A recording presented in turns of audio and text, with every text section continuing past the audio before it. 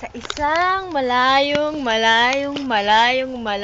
kaharian, matatagpuan ang napakagandang dalaga. Charan! Kaway! Siya po si Cinderella.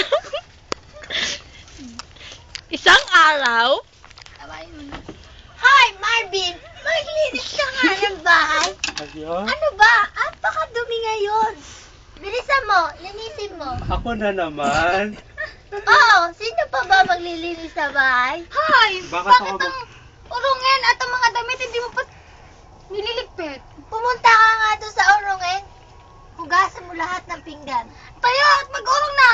Bakit po, rungan? Cinderella! Cinderella! Sige po. Kaya? Mabing! Ito mag-uurong. Kaya, tuto naman. di ba dapat kumikembot pag naglalakad? Sige, bilis. Mag-uurong. Alang, Sa kanyang pag-uurong, may asong tumahon. nakita niya ang kanyang Prince Charming. Si aso. Ayun. Ayun ang kanyang Prince Charming. Isang aso. Porgoso.